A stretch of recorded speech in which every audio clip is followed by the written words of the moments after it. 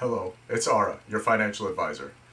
I wanted to take a few minutes today to explain to you the impending government debt crisis, the impact that it may have on you, and why it is that the world, or at least the United States, is not going to come to an end on August 3rd. Much of what you're hearing at this point is that the government is facing a shutdown, that there are all kinds of problems that are going to happen if Congress doesn't reach a solution. That's not necessarily true.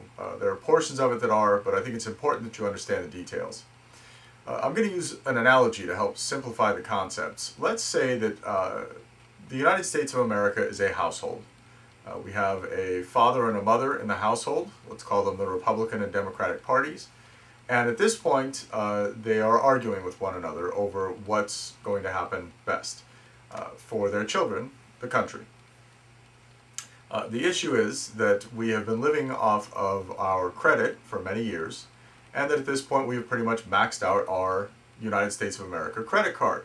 We have $14 trillion in debt, and there is no desire on Dad's part to go further into debt, so the Republican Party is voting against it. And they have also stated that they have no desire to continue to fund all of the programs that have been promised. So at this point, Mom is trying to do her best to take good care of her children and provide tons of benefits and support, whereas Dad is saying, I'm not willing to contribute any further revenue from what I earn to help cover those expenditures. I would rather take whatever I have and use it to build my wealth. And that's the impasse that we've reached.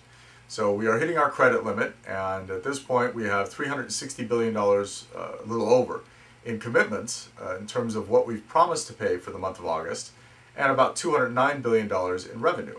So we've got about $160 billion, $150 billion, somewhere in there, of bills we've promised to pay or commitments we've made that we may not be able to cover.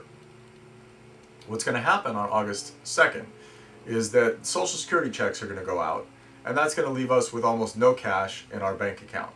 The United States government will then be in a situation where they are going to have to run themselves similar to most American households today, and that's on a cash and carry basis. As money comes in, you choose the bills to pay, and you pay those bills. This is where the conflict comes in. Which bills do you pay? Well, we have about $29 billion due in interest to make sure that we don't default on our debt and ruin our credit rating. So it's more than likely that we're going to cover that $29 billion in payments to keep our credit current.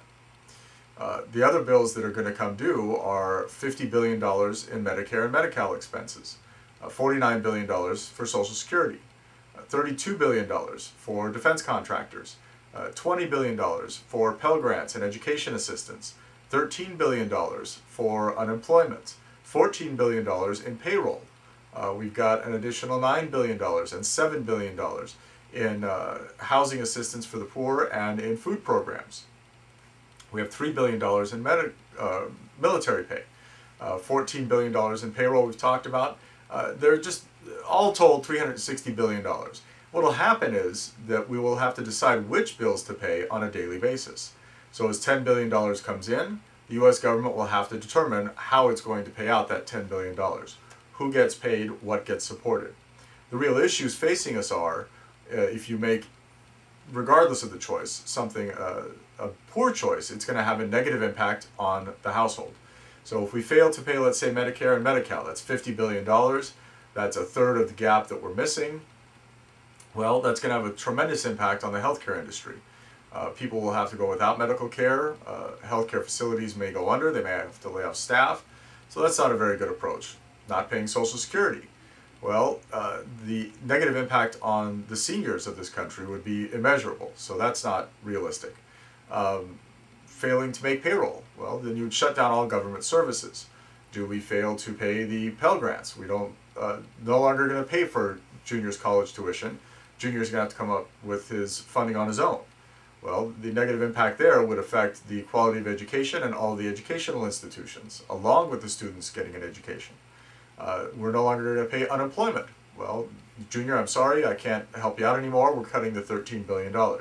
You'll have millions of Americans who will end up losing their homes and ending up having to go on government assistance.